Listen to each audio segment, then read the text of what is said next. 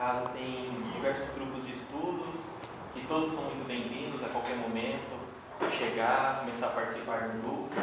Os livros estudados estão ali no painel ao lado, depois você dá uma olhadinha, né? Tem segunda, terça, quarta, quinta e sábado tem estudos, e as palestras às quinta-feiras e aos sábados.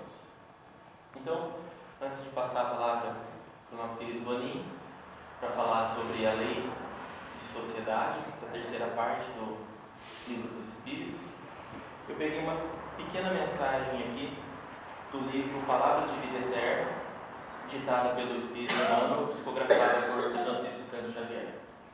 O item que eu peguei aqui para ler a respeito, que tem muito a ver com essa sociedade que a gente vive hoje em dia, é o item 146, onde o título da mensagem, Emmanuel coloca: Sirvamos em paz. E ele discorre a respeito de um pequeno trechinho de Paulo Filipenses 4:6, onde diz o seguinte: não estejais inquietos por coisa alguma. Então, e ele diz o seguinte, quase que em toda parte encontramos pessoas agoniadas, sem motivo ou exaustas sem razão aparente. Transitam nos consultórios médicos, recorrem a casas religiosas, suplicando prodígios, isolam-se na inutilidade, choram de tédio. Confessam desconhecer a causa dos males que as assombram, clamam infundadamente contra o meio em que vivem. É que, via de regra, ao invés de situarem a mente no caminho natural da evolução, atiram-na aos despenhadeiros da margem. Que a terra hospeda multidões de companheiros endividados, tanto quanto nós mesmos, todos sabemos.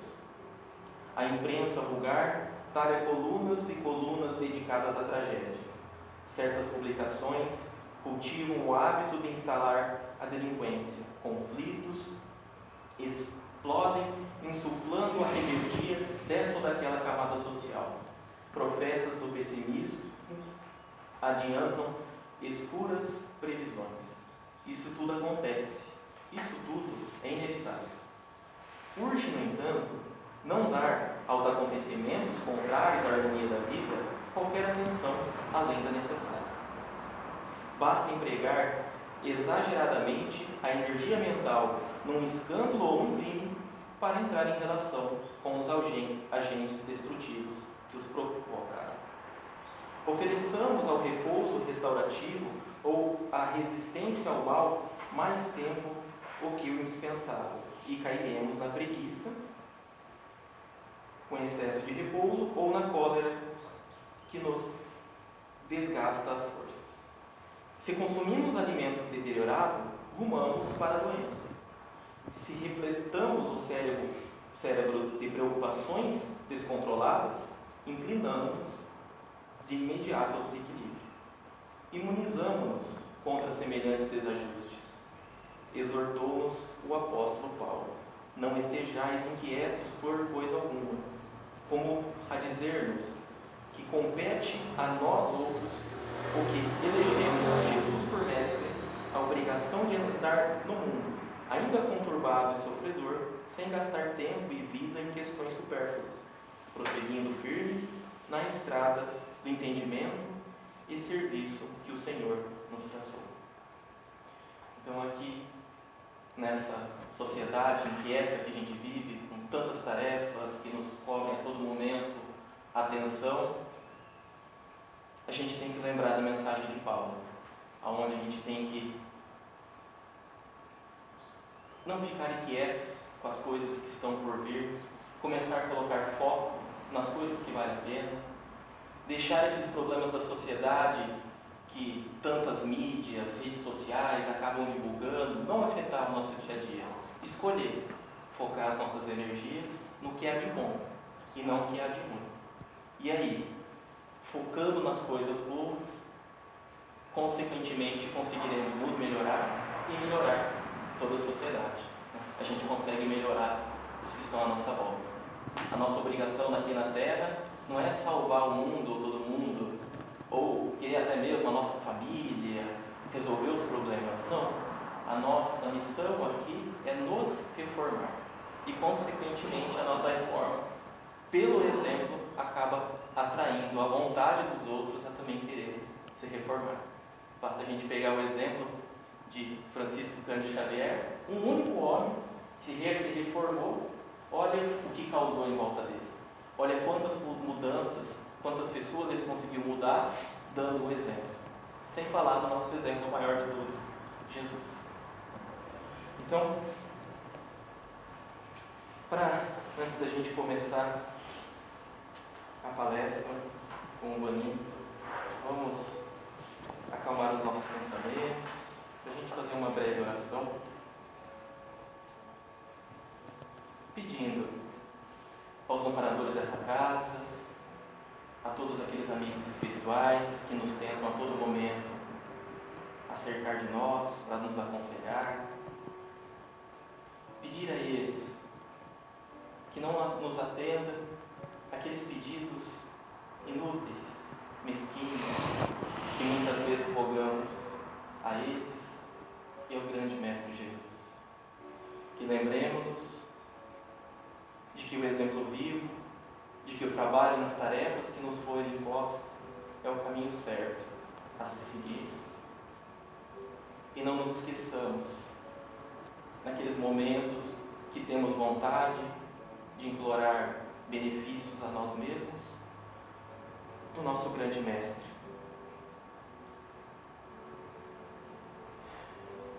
Que após socorrer e levantar toda a humanidade, ele não teve o descanso e o repouso de suas mãos, mas que foi cravado na cruz da ignorância dos homens.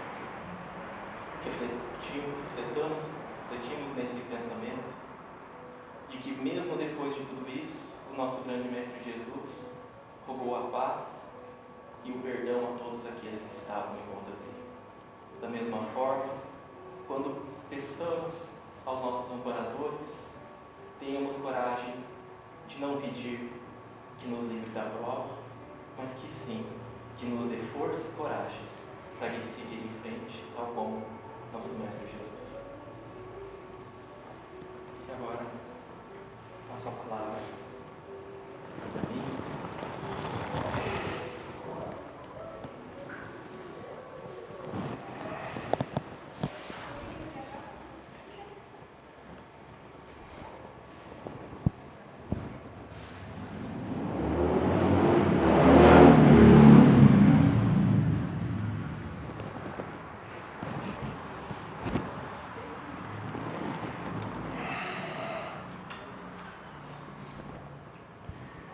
Em 1948 foi um ano bom.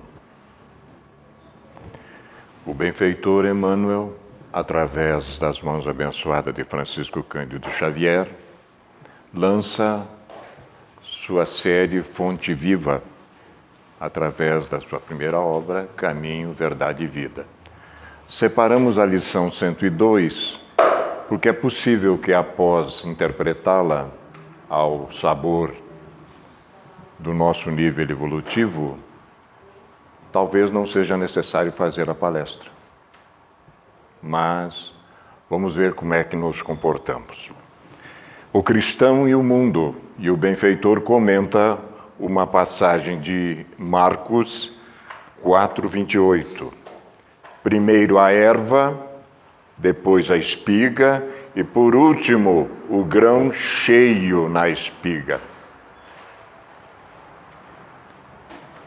Tinha razão nosso mestre querido que no momento da última ceia, quando ele disse que tinha ainda muitas coisas para nos dizer, nós não poderíamos suportar. É verdade, o nosso nível evolutivo era muito minguado ainda.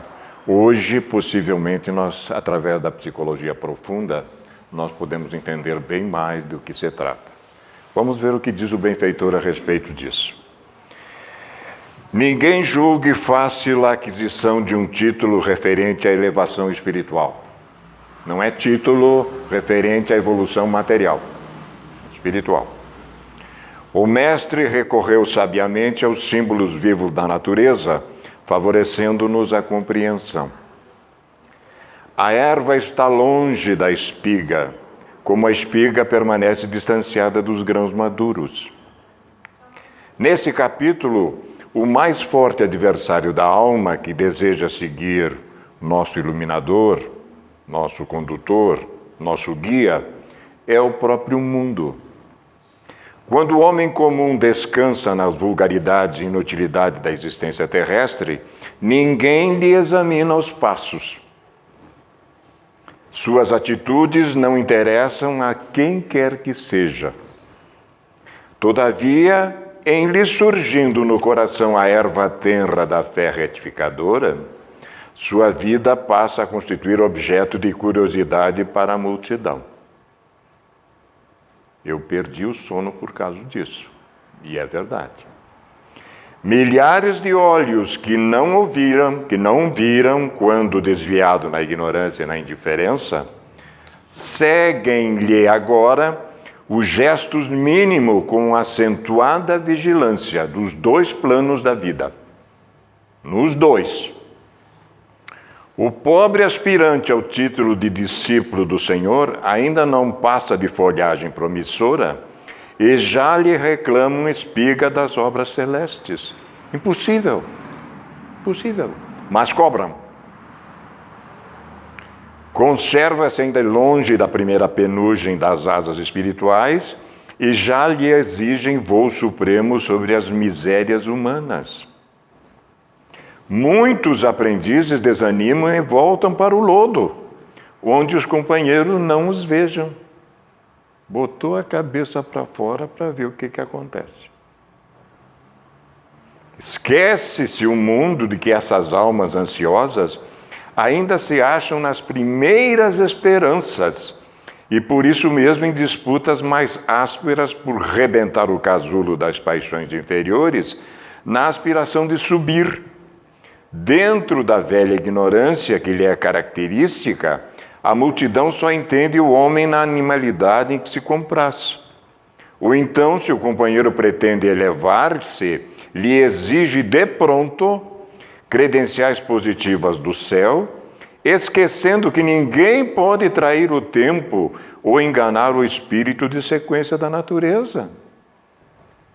Resta ao cristão cultivar seus propósitos sublimes e ouvir o Mestre, primeiro a erva, depois a espiga e, por último, o grão cheio na espiga.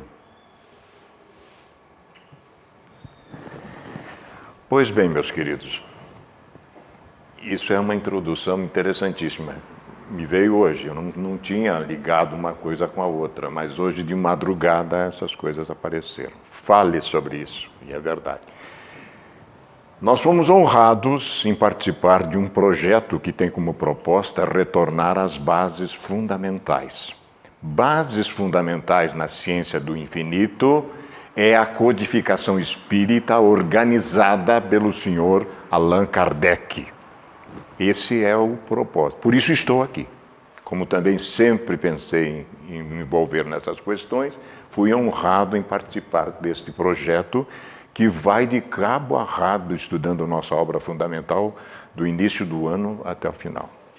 É um projeto iluminado, coordenado pela dimensão espiritual superior, e a gente foi honrado com um distinguido. Que possamos, que a misericórdia divina nos inspire, nos fortaleça, para que a gente faça jus a pertencer a essa equipe que está conduzindo esse projeto, né? Então, nós estamos tratando da parte terceira, onde enfoca-se o nosso livro das leis morais, e o capítulo 7º, que é da lei de sociedade. Trata a lei de sociedade desses três itens: a necessidade da vida social, a vida de insulamento, o voto de silêncio e os laços de família. Então, nós vamos trabalhar da questão 766, 775. Eu não sei se a gente vai até meia-noite ou não, mas nós vamos. Uma palestra interativa de estudo. Eu não sou nenhum orador, nenhum expositor, essa coisa toda. Eu sou um estudante da doutrina espírita, né? Então, os senhores me perdoem as nossas deficiências, que são tantas, nós estamos tentando vencê-las. A premissa crística primeira, nós tiramos aqui, tem relação com essa proposta, desta tradução do Novo Testamento, que os senhores têm consciência, foi feita pelo Dr. Haroldo Dutra Dias. Esta minha edição é a primeira.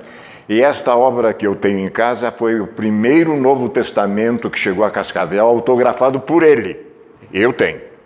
Então veja que eu fui distinguido por ele. E não foi feita nem a palestra aqui em Cascavel, foi em Toledo, inclusive. Toledo que recebeu pela primeira vez na nossa região o Dr. Haroldo Dutra Dias. E ao descer da escada do hotel, eu estava com o meu exemplar e ele autografou. Então eu sou apegado a essas coisas, né? Essas coisas, sou ainda apegado. Assim, tudo quanto quereis que os homens vos façam é premissa crística, assim também fazei vós a eles, pois esta é a lei e os profetas. Isso é lei de sociedade?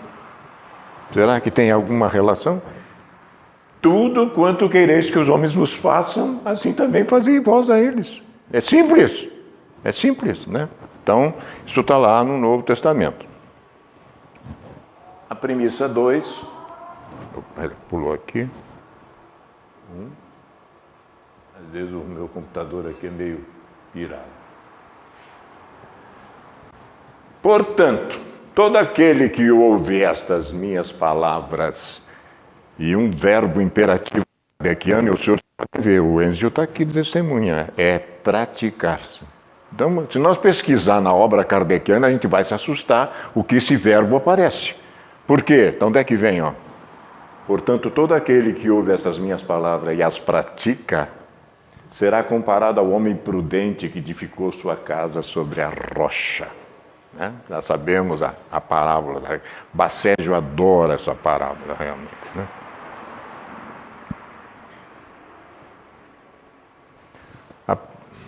Ele está pulando, rapaz, que pena.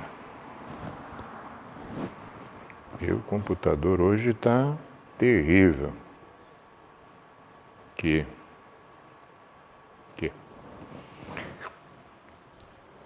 Quem é minha mãe e quem são meus irmãos?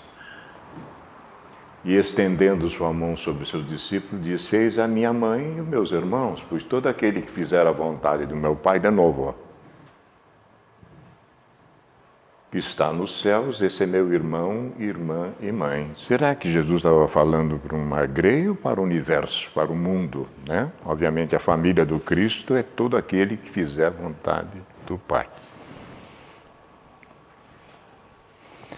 E as premissas históricas nós extraímos da Revista Espírita. Esta aqui é o ponto de vista, 1862, julho. Para o homem, tal ponto de vista tem outra imensa e imediata consequência. É a de tornar-lhe mais suportáveis as tribulações da vida. Que procure o bem-estar e se esforce por tornar o seu tempo na Terra o mais agradável possível. Isso é muito natural e ninguém lhe proíbe. Olha aí, é lógico, né? Por alguma razão nós também temos que, não é só focar num polo, nós temos 2 polos para focar, agora as prioridades. Mas sabendo que aqui está apenas momentaneamente, que um futuro melhor o aguarda, pouco se atormenta com as decepções que experimenta. E vendo as coisas do alto, aceita os reveses com menor amargura. Meus queridos, esses 13 dias que eu fiquei baixado no hospital, eu me surpreendi comigo mesmo. Eu verifiquei que dei um passo na evolução ético-moral. Com todo respeito, uma coisa muito íntima nossa, mas a gente vai confessar. Não houve um momento que me queixei. Nenhum momento. Digo, meu Deus, o que aconteceu com o Vanim? Que era o que mais se queixava da vida, até os 32 anos, obviamente, quando eu fui albergado pelo Consolador. Depois eu não posso mais me queixar. Agora, agradecer todos os dias, sim. Todos os dias, todos os momentos possíveis. Todos os momentos, né? Por isso que a benfeitora encerrou a obra, as 16 obras da série, com Psicologia da Gratidão. A gente fica bobo de ver aquele livro agora está entendendo o processo, né? Bem, sabendo que daqui é apenas momentaneamente, que um futuro melhor aguarda, pouco se atormenta com as decepções que experimenta e vendo as coisas do alto, aceita os reveses com menor amargura. Fica indiferente aos aborrecimentos de que é vítima por parte dos invejosos e dos ciumentos. reduz a seu justo valor os objetos de sua ambição e se coloca acima das pequenas suscetibilidades, que são tantas, né? A benfeitora fala pequenas alfinetadas que acabam por ferir no Evangelho segundo o Espiritismo, né? Liberto das preocupações criadas pelo homem que não sai da sua esfera limitada, homem aqui é personalidade, é ego, né? Pela perspectiva grandiosa que se desdobra à sua frente, é mais livre para se entregar a um trabalho proveitoso para si próprio e para os outros. Duas finalidades tem a encarnação, nós sabemos disso, né? Primeiro, é colocado lá para chegar à perfeição, não é isso? E depois a parte que nos toca, suportar a parte que nos toca na obra da criação. Questão 132 da obra fundamental, que a gente só lia o primeiro. Agora a gente está estudando também a segunda parte, né?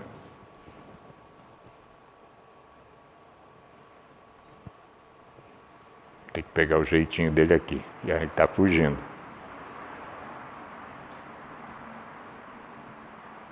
Que pena.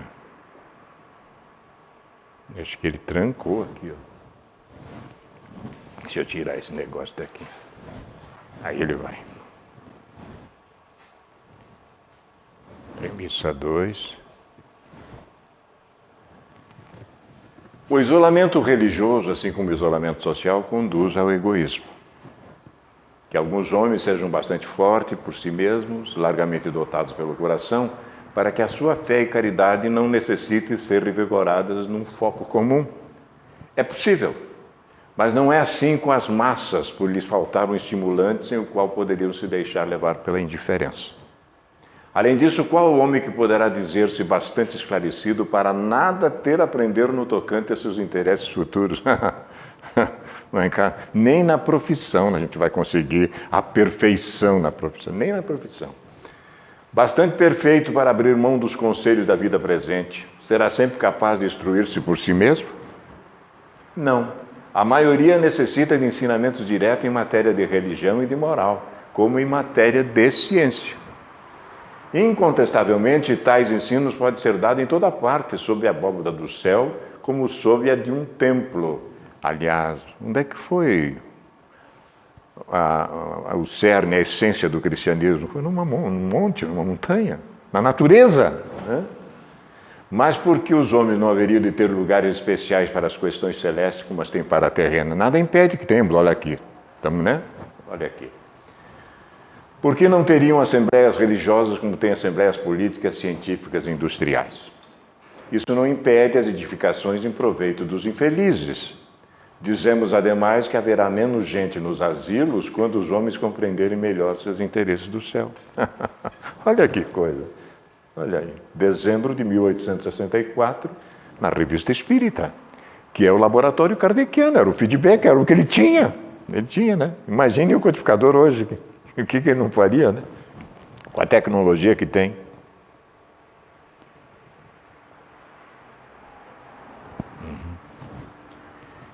E nesta ordem de ideias, que de mais racional que os espíritos, nas diversas fases de sua depuração progressiva, se comuniquem entre si de um a outro mundo, encarnado ou invisível, para se esclarecerem, se ajudarem mutuamente, concorrerem reciprocamente para o seu avanço, facilitarem suas provas e entrarem na via reparadora do arrependimento e da volta a Deus. Que de mais racional, digo eu, que numa tal continuidade, um tal fortalecimento dos laços de família, de amizade e de caridade, que unindo os homens em sua passagem por esta terra, devem, como último objetivo, reuni-los um dia numa só família, no seio de Deus. Então, isso tudo, essas introduções assim, são para que nós depois complementemos as questões que virão pela frente.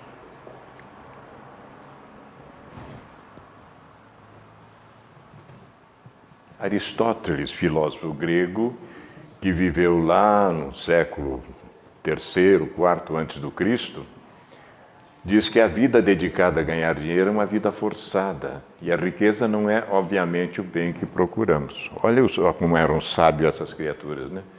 A riqueza é coisa útil, nada mais, e deve ser desejada no interesse de outra coisa. E aí a gente foi lá na questão 809 da nossa obra e achei um negocinho interessante lá. Mas fica sabendo que muitas vezes a riqueza só vem ter as mãos de um homem para lhe proporcionar ensejo de reparar uma injustiça. Feliz dele se assim o compreende. Por isso que ela é muito mais difícil do que a própria pobreza, a miséria, né? Tem que ter percepção, utilizá-la corretamente. Bem, iniciamos então o nosso trabalho que foi proposto para nós. A vida social está na natureza, certamente. Deus fez o homem para viver em sociedade. Não lhe deu inutilmente a palavra e todas as outras faculdades necessárias à vida de relação. Foi por essa razão que nós vivemos em sociedade. Somos seres gregários, temos necessidade de convivência. É contrário à lei da natureza o insulamento absoluto, e o codificador é impressionante. Ele vai propondo uma coisa, vai montando uma estrutura que a gente vai entendendo, fica mais fácil de compreender. Sem dúvida, pois que por instinto os homens buscam a sociedade e todos devem concorrer para o progresso, auxiliando-se mutuamente. Então, não tem como fugir disso. É lei realmente moral a convivência e um apoiando o outro. Procurando a sociedade não fará o homem mais do que obedecer um sentimento pessoal, ou há nesse sentimento algum providencial objetivo de ordem mais geral? Vamos ver o que dizem os nossos benfeitores. O homem tem que progredir. Insulado não lhe é isso possível, por não dispor de todas as faculdades. Eu tenho algo que o meu semelhante não tem. Nós temos que trocar, temos que conviver. Falta-lhe o contato com os outros homens. No insulamento ele se embrutece e estiola. E aí o codificador comenta esta questão. Homem nenhum possui faculdades completas. Mediante a união social é que elas uma às outras se completam para lhe assegurarem o bem-estar e o progresso. Por isso é que, precisando um dos outros, os homens foram feitos para viver em sociedade e não insulados. Né? Sábia a colocação do codificador.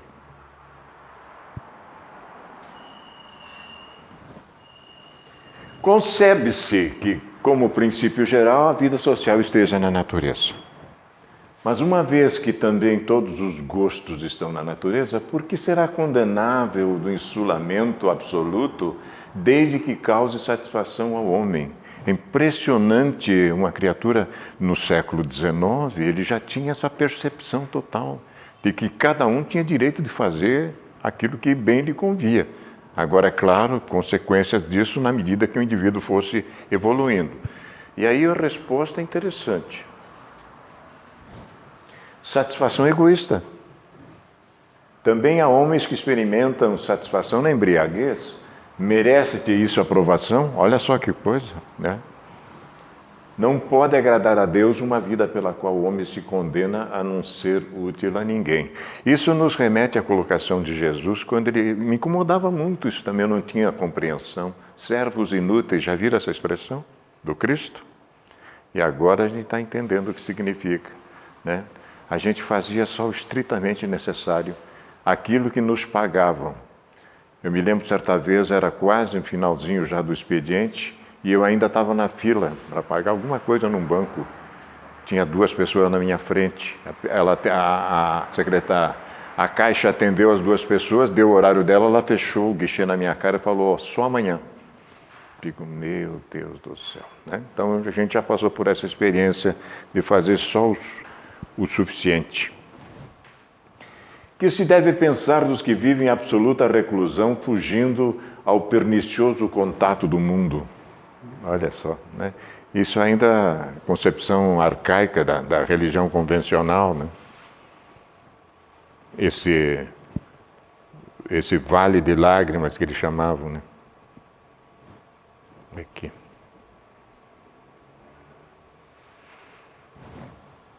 Meu Deus do céu, meu computador está pirado, cara. Vamos voltar aqui, vamos achar o lugarzinho aqui. Que se deve pensar dos que vivem em absoluta reclusão, fugindo ao pernicioso contato do mundo. Duplo egoísmo. Mas não será meritório esse retraimento se tiver por fim uma expiação, impondo-se àquele que o busca uma privação penosa? E aqui é algo impressionante que a gente vai descobrindo, né? Fazer maior soma de bem do que de mal constitui a melhor expiação. Isso tinha que estar na nossa geladeira, né? Evitando um mal, aquele por tal motivo se insula, cai noutro, pois esquece a lei de amor, de justiça e de caridade, né?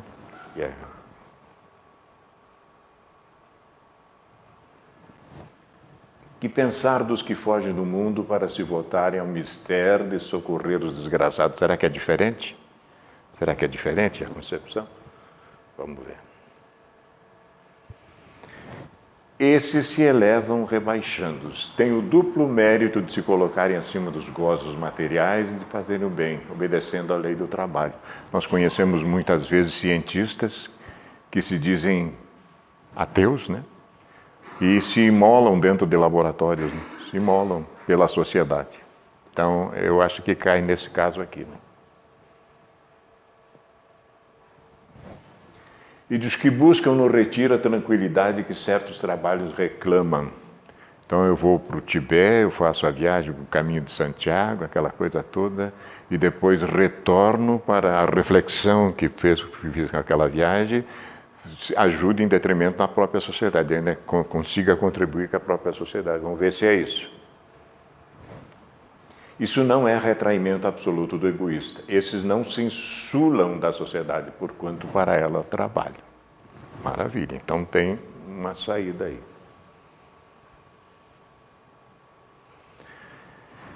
Que pensar do voto de silêncio prescrito por alguma seita desde a mais remota antiguidade? Vamos ver.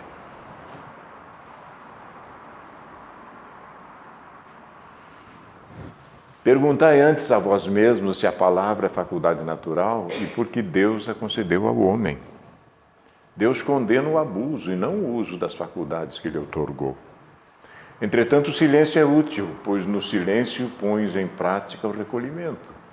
Torna-te mais livre e podes entrar em comunicação conosco. Tem um objetivo interessante. Mas o voto de silêncio é uma tolice. Sem dúvida, obedecem à boa intenção os que consideram essas privações como atos de virtude. Enganam-se, no entanto, porque não compreendem suficientemente as verdadeiras leis de Deus. O voto de silêncio absoluto, do mesmo modo que o voto de insulamento, priva o homem das relações sociais, que lhe podem permitir ocasiões de fazer o bem e de cumprir a lei do progresso. Então, vai depender muito exatamente da nossa compreensão.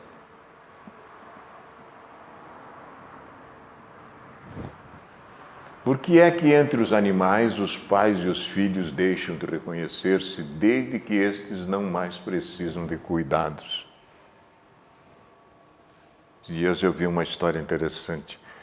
Há uma árvore que solta umas folhas acolchoadas. Então tem um sentido. Essa árvore está próxima de uma montanha, um morro acentuado. E a patinha faz o ninho lá em cima. Chega um momento que ela choca, vem os filhotinhos, já chegam, eles têm que deixar o ninho, ela empurra eles para baixo, os patinhos. Ela pula e depois fica chamando, eles pulam, mas tem um deles que não pula. Ela volta lá em cima e empurra ele fora do ninho. Eu digo, meu. Mas aí a turma está começando a sumir com aquela árvore, vai inclusive influenciar nesse ciclo, né? Então, da árvore e a patinha funciona mais ou menos junto. Vamos ver que é mais ou menos isso. Os animais vivem vida material e não vida moral. Essa é a diferença. A ternura da mãe pelos filhos tem por princípio o instinto de conservação dos seres que ela deu à luz. Logo que esses seres podem cuidar de si mesmos, está ela com a sua tarefa concluída e nada mais exige a natureza. Lógico. Por isso é que os abandona a fim de se ocupar com os recém-vindos. E o ciclo continua, né? Então, porque a diferença entre nós os animais é a vida material e a vida moral. Que interessante. Enzo, se quiser interagir, você pode. Só aprendendo. Estou só aprendendo. Eu também. Há pessoas que, do fato dos animais, ao cabo de certo tempo, abandonarem suas crias, olha como é que o homem é danado, olha só, entendeu? Deduzem não serem os laços de família entre os homens mais do que resultado dos costumes sociais, e não é efeito de uma lei da natureza. Isso aqui é uma coisa interessante. Que devemos pensar a esse respeito, né? Então eu sigo também a minha vida pela natureza, estou vendo os animais, eles abandonam, eu também vou abandonar para viver. Não é bem assim, não, né? Não é bem assim. Porque a nós está fadada a outra coisa. Pronto, aqui. Diferente dos animais, distinto dos animais, é o destino do homem. Por que então quererem identificá-los com estes? É irresponsabilidade. Há no homem alguma coisa a mais além das necessidades físicas, a necessidade de progredir. Não tem jeito, não tem jeito.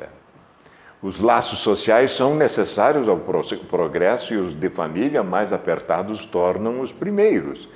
Eis porque os segundos constituem uma lei da natureza. Quis Deus que por essa forma os homens aprendessem a amar-se como irmãos, né?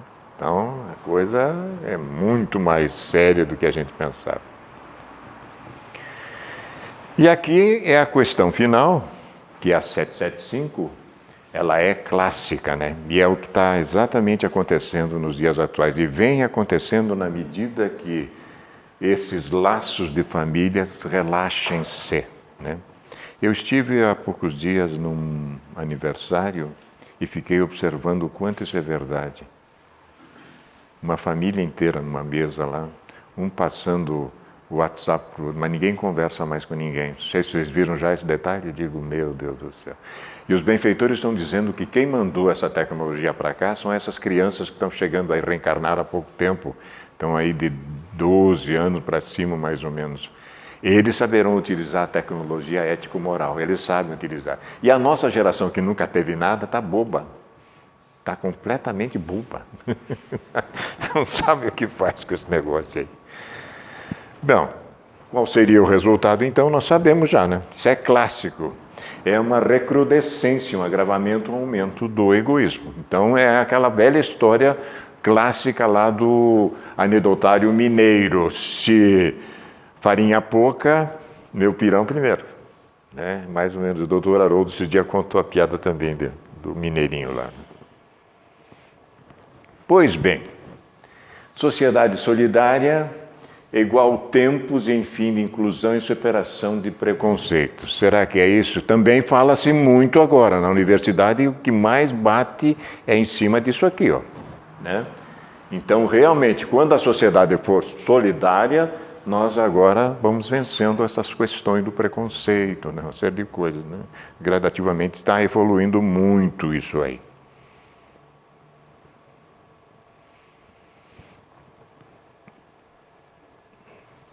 Gosto muito desse texto e a gente gosta também de comentar alguma coisa sobre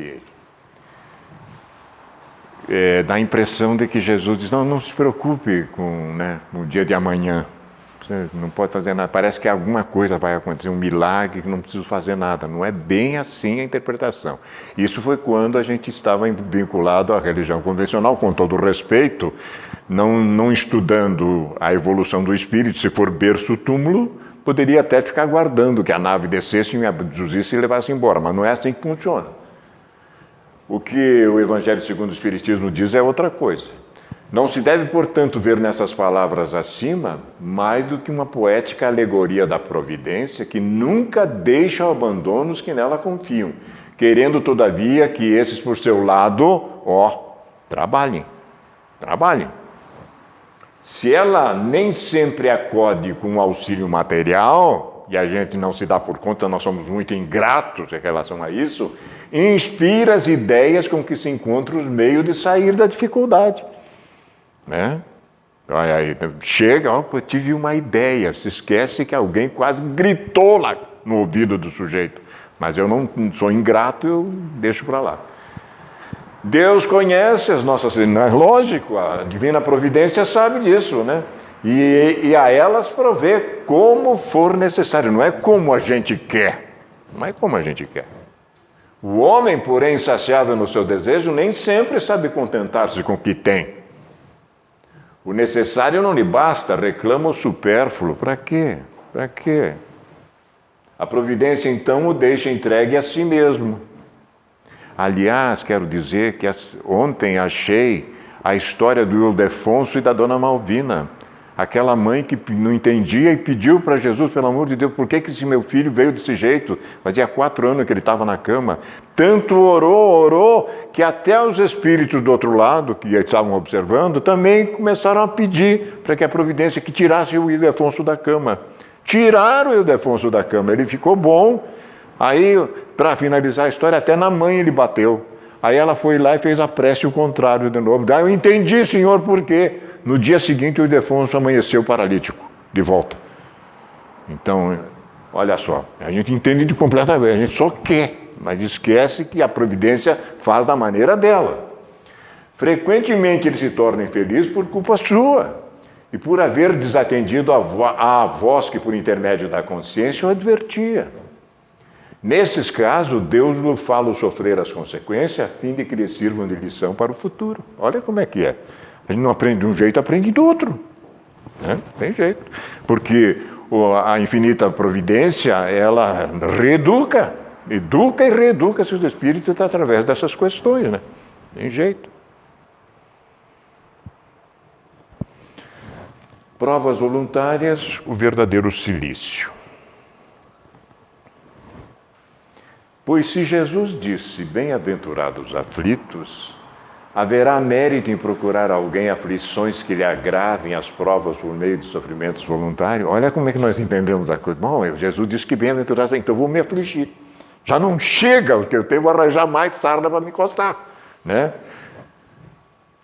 A isso responderei muito positivamente. Sim, há grande mérito quando o sofrimento e as privações objetivam o bem do próximo. Ah, então é diferente. Ó. Porquanto é a caridade pelo sacrifício. Aí sim, aí não tem problema. Não quando o sofrimento e as privações somente objetivam o bem daquele que a si as inflige, porque aí só há egoísmo por fanatismo. Olha que coisa! Isso está à nossa disposição no célebre capítulo 5º do Evangelho. Aliás, tem para todo mundo, né? No capítulo 5, só vamos sossegar um pouquinho no 6º quando aparece o Cristo Consolador, porque o 5º tem para todo mundo mesmo, né? Não tem jeito. A parentela corporal e a parentela espiritual. Há, pois, 2 espécies de família. Novidade para nós, né? Para a sociedade toda. Né? As famílias pelos laços espirituais e pelos laços corporais. Duráveis as primeiras se fortalecem pela purificação e se perpetuam no mundo dos espíritos através das várias reencarnações da alma. As segundas, frágeis como a matéria, se extingue com o tempo e muitas vezes se dissolve moralmente já na existência atual. Eu me lembro, o Enzo ele era Alencar e Sampaio, que tinham 2 famílias lá no Nordeste, né? Que se arrebentaram.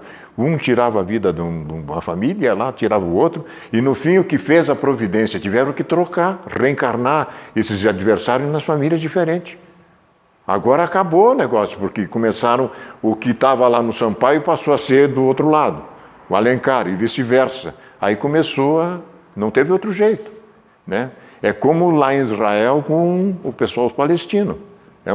É um problema muito sério, e muitas vezes ainda não dá certo. Foi o que Jesus quis tornar compreensível, dizendo de seu discípulo, aqui estão minha mãe, meus irmãos, isto é minha família pelos laços do Espírito. Pois todo aquele que faz a vontade de meu Pai que está no céu é meu irmão, minha irmã e minha mãe. Né?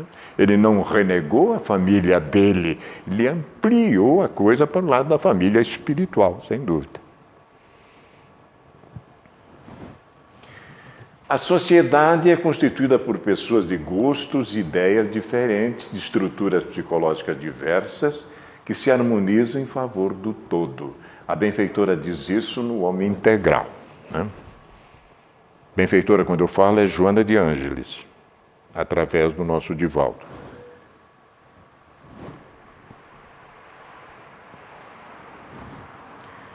A sociedade equilibrada deve funcionar como uma orquestra afinada executando especial obra sinfônica, na qual predomina a harmonia dos movimentos e das notas musicais, sob a regência feliz do ideal que proporciona alegria e paz. Aqui ela aprofundou ainda mais, né? Agora no despertar do espírito.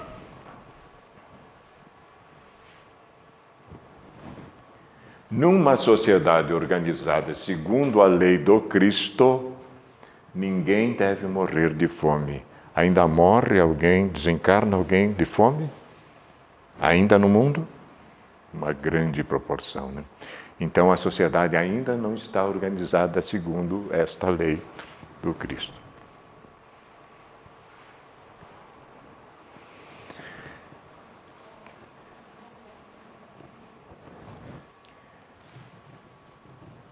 Leis Morais da Vida, que é uma obra extraordinária da benfeitora, ela diz para nós o seguinte, lá no capítulo 31, Intercâmbio Social.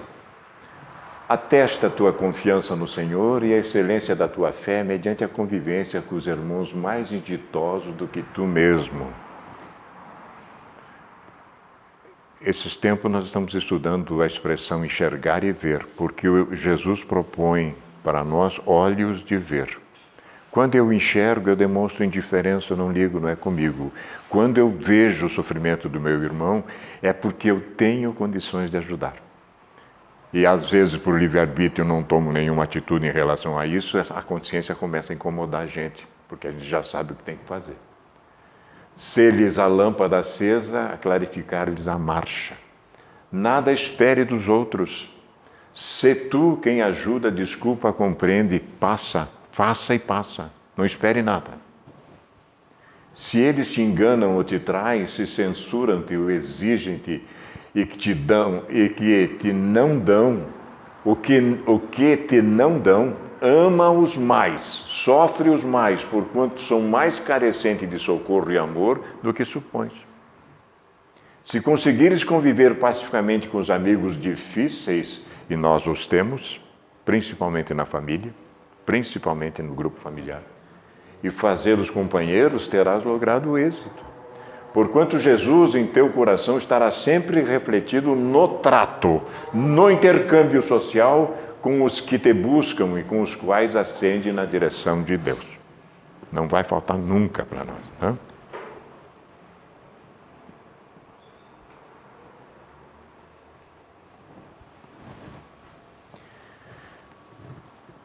Ela continua, no capítulo 34, abnegação. Diante de um esforço que te cabe brindar a alguém que sofre, não transfira a oportunidade de ser abnegado. Abnegar-se é renunciar a alguma coisa, né? É desinteressado, é fazer a atitude desinteressada. Sob pretexto algum te poupes a operosa produção da felicidade, se o cometimento te exige abnegação. Melhor ser o sacrificado pelo bem e pelo progresso dos seres do que o uso frutuário das coisas. Porque muitas vezes a criatura que pede está sofrendo, ela não está com coragem de pedir, mas eu preciso enxergar isso, né? Eu preciso ver essas coisas. No ato de espalhar o conforto moral, não entreteças opiniões desairosas, não julgue, nem te apresente na condição de mártir a fim de inspirar simpatia. Se autêntico no dever. O abnegado se desconhece. Olha que coisa, né? Ama com devotamento e a flama do amor que lhe arde no íntimo, raramente dá-lhe tempo para pensar primeiro em si, porquanto os problemas e as dores dos seus irmãos em humanidade têm para ele regime de prioridade. Se, todavia, desejares um protótipo que te expresse com mais veemência a grandeza da abnegação, modelo e guia, né? Recorre ao Cristo, que, em se esquecendo de si mesmo, abraçou a cruz do sacrifício, a tudo renunciando, a fim de que, por essa forma, testemunhar o seu afeto e devoção por todos nós. Não foram os pregos que o crucificaram nas traves, foi o amor. Foi o amor. Sem dúvida, não é amor. Oxalá assim a abnegação te dulcifique o ser e te faça realmente cristão. O cristão no mundo, como diz Emmanuel no seu caminho, verdade e vida.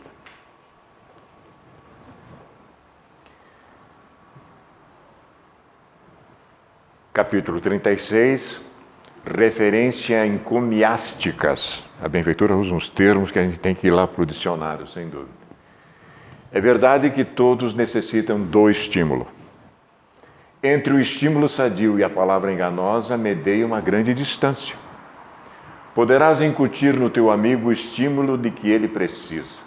Um gesto de ternura numa expressão da face em júbilo edificante, mediante a palavra bem dosada, com expressões de equilíbrio, terçando armas ao lado, quando ele necessita de alguém, e participando com ele da experiência da fé, no amanho do solo dos corações com o arado da caridade e a perseverança do tempo, são atestados inequívocos do aplauso nobre.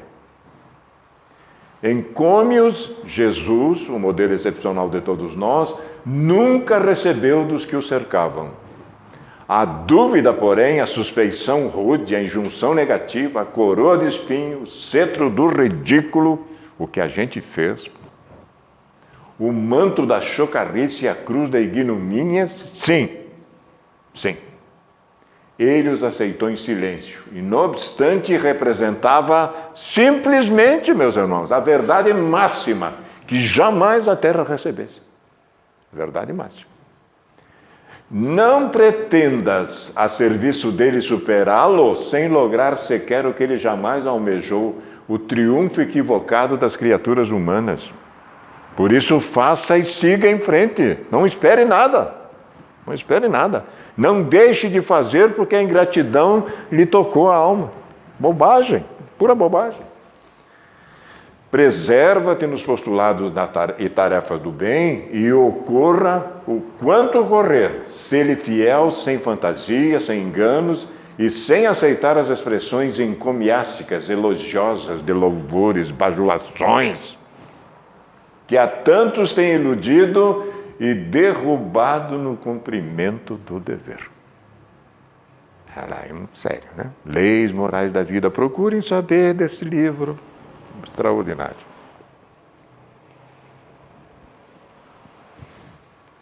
Beco com saída ou não? Concluindo a expressão crística. Em resposta, o rei lhes dirá: Amém vos digo que na medida em que fizeste a um destes meus irmãos mais pequeninos, Jesus está se referindo a crianças aqui? A evolução evolutiva de cada um de nós. Pequeninos em conhecimento, né? A mim o fizestes. Então é um compromisso muito sério. Que todos nós reflitamos muito no que estamos colocando dentro desse projeto, porque o Cristo tem uma perspectiva muito grande sobre nós. A nós foi dado um quinhão da verdade excepcional, e nós responderemos no mesmo diapasão, sem dúvida, né? Finalizando, meus queridos, se alguém quiser saber mais, eu coloquei algumas obras aqui interessantes, né? Esse material também poderá ser disponível, né? Está disponível. Então, se alguém quiser saber mais, aí está, né? Além da obra fundamental, O Céu e o Inferno, todas essas obras tratam exatamente do assunto que nós estamos trabalhando, né? Da lei de sociedade.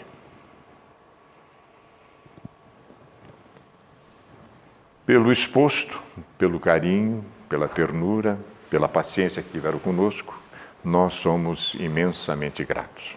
Vamos fazer a prece final.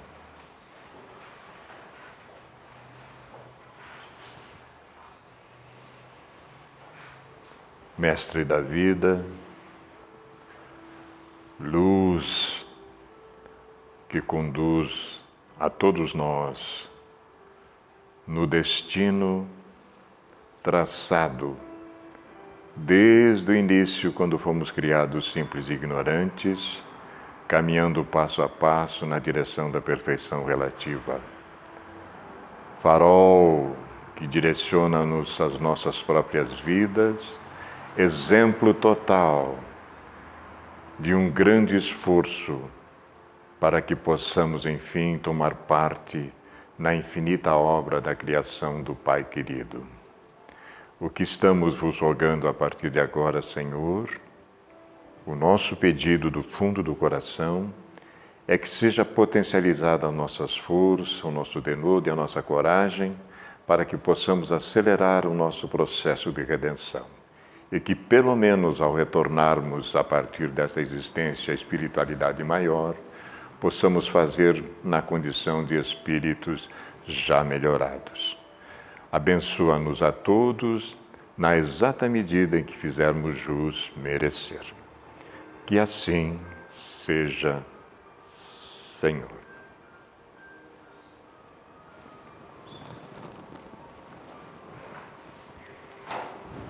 A Neuza mandou um abraço. Neuza Paulo. Muito obrigado. Obrigado.